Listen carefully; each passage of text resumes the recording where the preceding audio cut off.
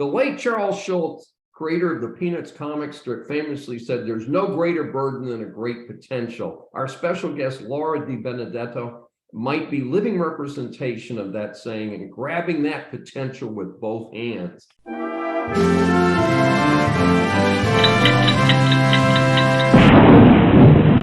Welcome to Saving America. This is your host, David D. Schein. Laura DiBenedetto is an award-winning, acclaimed CEO. As a very young entrepreneur, she started her first business at age 19, retired from that company at 37 with a six-figure annual income, has helped hundreds of entrepreneurs build and grow profitable enterprises entirely on their own terms. We've become connected on LinkedIn, so I've learned about her and some of her business interests there. She teaches us, all of us, how to create the life of our dreams from right where we are today with her best-selling book, The 6 Habits. We welcome her for her first appearance on Saving America. Hell of a show title. I'm happy to be here. Well, welcome. As you know, we asked 3 questions, and we'll get right started here with your background referenced your early life challenges. Share a little about that with our audience. Sure. I faced bullying and I faced abuse, and I've been dealing with ADHD my whole life. So that started early and hasn't stopped. Yay. There's been a lot of life challenges that I've faced, but I also think a lot of us face, and all of our stories are very unique and sometimes intertwined. When I was a kid, I was bullied and I was picked on. I was the girl with freckles and I was weird. And, we had a wood stove and I smelled like the wood stove. And, I was also raised in a house without siblings. So I didn't have a lot of vernacular that a lot of the other kids had. So I communicated differently. So I was definitely the oddball. I got picked on quite a bit and bullied for it. And then I was in a relationship that was extremely abusive, and I'm a domestic abuse survivor. And I hate the term survivor, but like thriver isn't really a word. But I overcame that and got myself out of a bad situation, started business despite having ADHD that definitely has tried to derail me, but has not been successful. So, those are probably some of the more notable. I wouldn't call them highlights, I'd call them lowlights, but, even getting the business going and running and doing sales and losses and failures and a divorce and stuff like this, like there's been some stuff that has brought some challenges and tears to my life, but I cannot be pushed down permanently. Absolutely. And it certainly comes through. And again, I, see your stuff on LinkedIn. And a lot of people don't know this about me, but I was bullied a lot as a young kid. I was in Catholic school as a young kid, and my father's father was a Jewish grocer in the same town where I was a Catholic, attending Catholic school, and it was a very difficult experience. And it's interesting how experiences like that as a child make you either keep you really down, which is horrible, or make you more resistant to being bullied, I think, as an adult. And I, have a very polished image, but I don't like people to push me. And I think that goes all the way back to my early childhood. So I can understand where that comes from, because it's a common experience. So our question number 2, how did those experiences drive you to write The 6 Habits? When you start off life and you're just constantly put on the defensive, you're just thinking of surviving. You're not thinking of thriving. You're not thinking of coming out on top. You're just trying not to come out on bottom. And those are 2 very, very different things. And I retired very early in life. I retired at 37. Some people have done it younger, but that wasn't me. But when I got there, I was empty.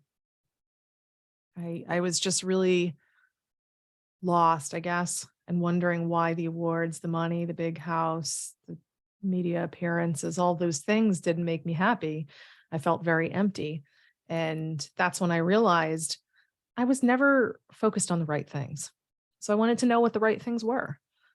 I didn't I didn't realize that the money, the awards, the appearances, all those things, they're nice, but they were just a series of highs. And I was just like any other drug addict. I was just chasing yet another high with every achievement instead of trying to create inner joy that's more permanent. And I wrote the book because I found the answer. And when I was looking for the answer, I was asking myself, like, well, what do happy people have in common? And what is it that people do that make them happy? And I was surprised but by the answer. It's not what people do. It's not what they have. It's not what they experience. It's who they are and how they think. Happy people actually exist that way. And it's not something you can buy or experience your way into. You genuinely have to change your identity. And your identity is a collection of basically just the way you think. So if you think like a happy person, which is what I wanted to do, it's easy and natural for you. And that's called a habit. Easy and natural, like you probably brush your hand or brush your teeth with the same hand every day. If you use the other one, it feels awkward and weird, right? Like you just have a habit of how you like to do things.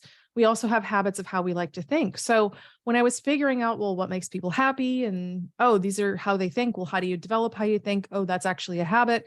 How's a habit formed? I created a 90-day program for myself that changed my life so completely that I ended up creating the 90-day program so I could, polish it up and then give it to other people. Cause the one I made for me was kind of ugly. But then I wrote the book honestly, so I could share my wisdom with like 8 people. And these were all people that I knew because I wanted them to do the 90-day thing with me. And I really wanted them to experience all this powerful change. But when I was like halfway through writing like 25,000 words, I was just like, wait a second, how long is a book again?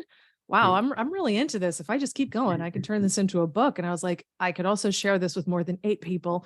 I maybe could share this with like 8 million people. That would be amazing. And then the world would be better than the way I left it. So instead of just me being out here happy, confident, kind, and, brave and doing all kinds of neat stuff, there can be more people that feel the way I feel.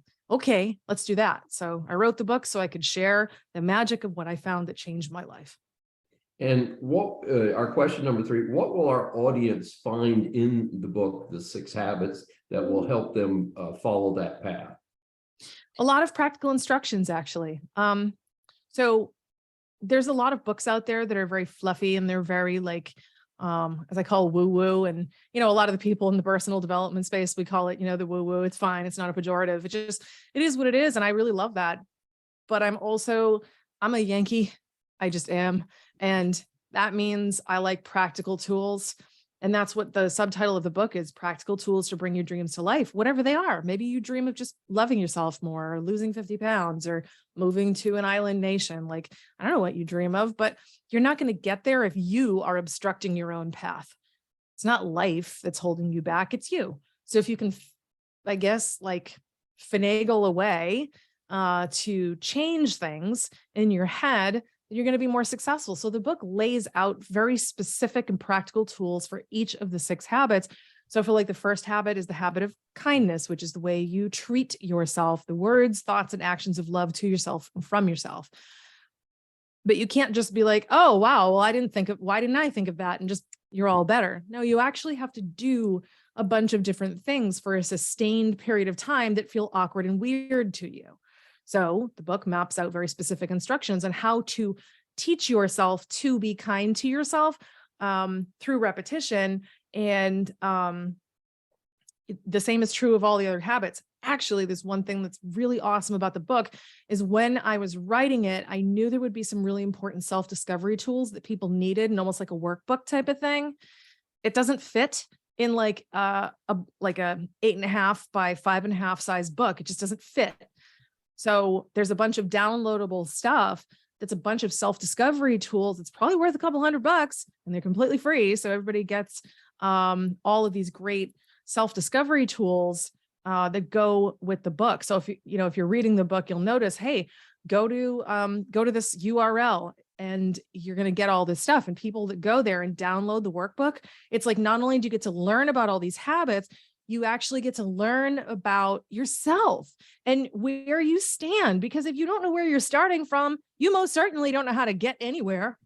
You need to know the destination. You need to know what the journey looks like. And you have to, in your GPS, you have to actually put in where you're starting from. If you use like Apple Maps or iPhone, like I do, it assumes that it's right from where you are.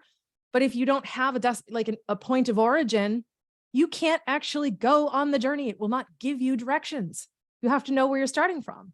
So the book maps out the destination, and the self-work that I invite you to do with all the coaching materials that go free with it help you to figure out where you're starting from. That sounds great. Well, Laura, as you know, we try and keep these to fairly short. We could go on for a couple hours, but we want people to actually listen to this and pay attention and to check you out. What's the best place to get information on you and your book? Well, since my last name is hard to spell, I just got a new domain. It's yolara.com, like yolara.com. Just go there. You can get to my main website. You can ask me about the 90-day program. You can check that out. You can get an autographed copy of my book. You can check out my other companies, see what I'm up to. But more than anything else, if you're going to go to yolara.com, please, please, please just do so with self-love in your heart and a desire to love your way into the best life you ever imagined. Thank you so much for being a guest on Saving America. And folks, this is Dr. David D. Schein. Thanks for joining us for this episode. If you've enjoyed it, please subscribe on your favorite platform.